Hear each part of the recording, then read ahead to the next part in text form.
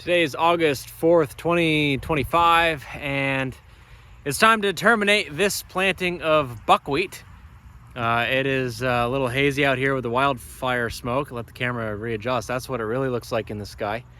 But weather's been nice, and this buckwheat is now going to seed. This has been here for quite a while now. It grew nice and tall, it's pushing 5 feet high. And now the next one, let's see, I'm trying to think. I planted June, July, August. That's what this experiment was for. So this was planted in June. The whole field was planted in June, 1 acre. And then this next part was planted first part of July. And you can see now it is also in full flower. It looks like 2 to 3 feet in height. First stuff is just starting to peter out, so we got good overlap there. And so now I'm going to terminate this older stuff. I'm going to try disking it down. Our discs are old and not necessarily the best method, so I may have to come out here and flail mow it first, but we'll see how it goes. So I'm going to hit that with a disc so I can hopefully get this seeded down here this week with another planting of buckwheat here for August. So hopefully we have flowers come September. So that's the plan. This is what it looks like so far. It's pretty. It's been blooming all summer long. So that part of the experiment has been just great.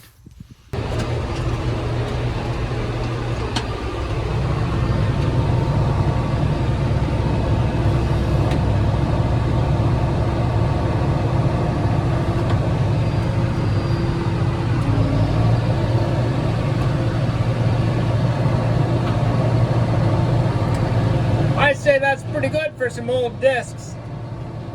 Boy, I like buckwheat. Grows fast, incorporates easy. I know, I'll get the edge here in a minute, but I'm recording at the same time.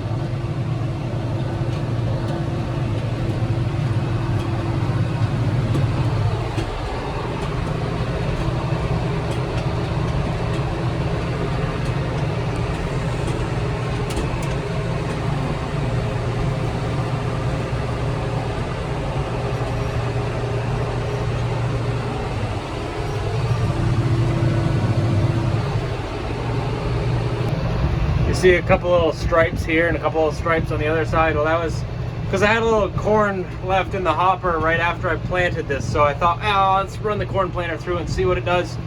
Well, it either didn't come up or it came up and was shaded out by the buckwheat, so didn't learn anything there. You never know, sometimes you're onto something, but worth trying.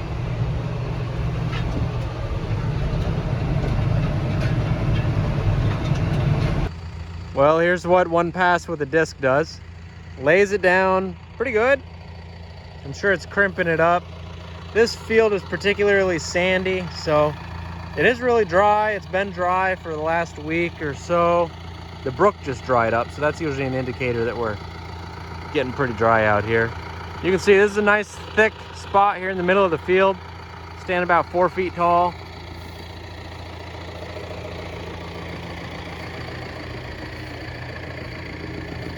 Intentionally overlapping quite a bit because it's going to take a few passes with this anyways, but knock it down today, probably go over it twice tonight, and then let it die for a couple days, hit it at the end of the week, maybe plant it next. I don't know, we'll see how well this breaks down, but it's pretty. Second pass now, looking better. Maybe a little more than 50% soil coverage still, but all trampled down.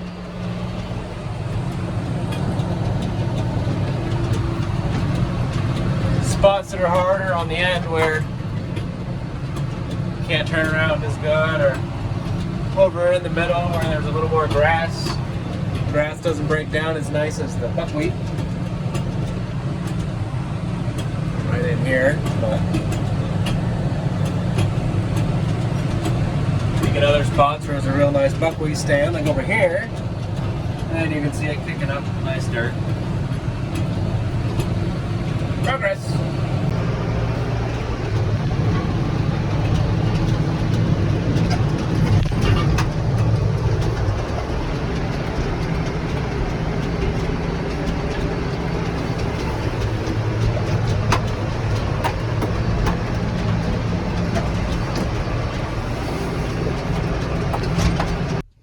Well, good afternoon. It is August 18th, and we are back in the Pollinator planting, about ready to get seeding number 3 done.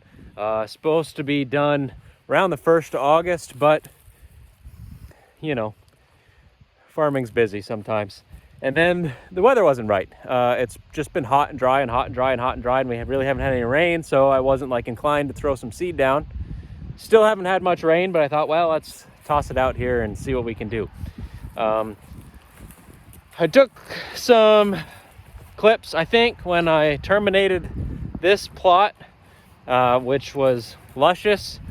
And you can see this over here is also now making seeds and luscious and full of flowers for the bees. And the goal here is to get this growing again before I take this down. And with August weather, it should happen if the seed germinates. Now, yesterday I hit this with a disc again because it had been down for about 2 weeks. I disked it and to kill it. And you can see the trash on top here from the old buckwheat that's breaking down and dying.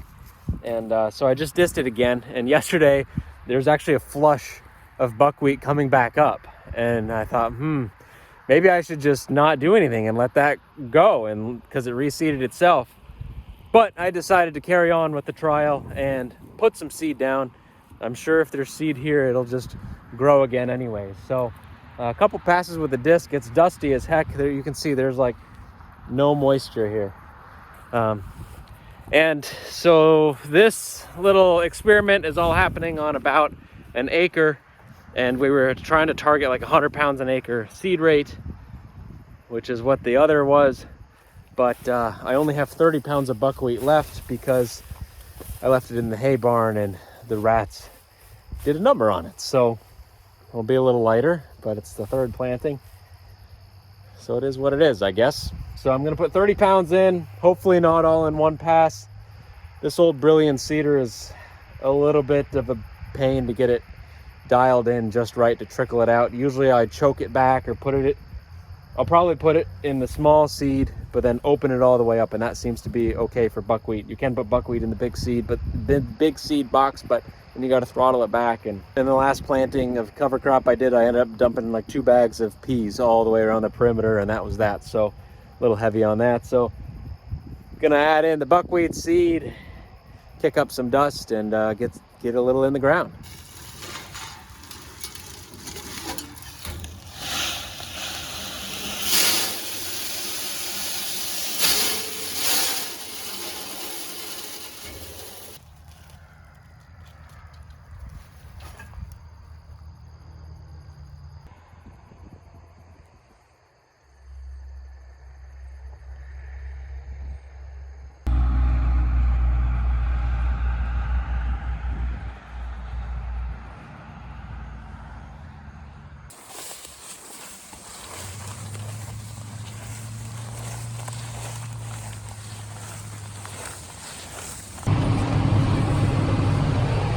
I tried to smooth this out with the irrigator, but it just balled up with all the organic matter left behind from the buckwheat crop, because I just disked it down and let it sit and disked it again, but didn't really incorporate it at all. So there's quite a bit of material on top. I don't think it'll have trouble with the seeds. There's plenty of soil here, but made it a little bit lumpier of a planting surface.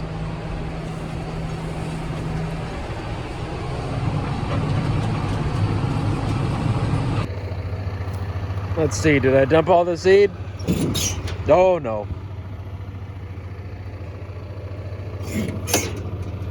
Okay, yep. So I went over everything once. Seems like when I put stuff in the big hopper, or the little, put the seed in the small hopper, I have to go over the field 2 to 3 times to get the seeding right that I want. But it does help make it nice and flat, level, uniform, as you can see from the previous one. Here,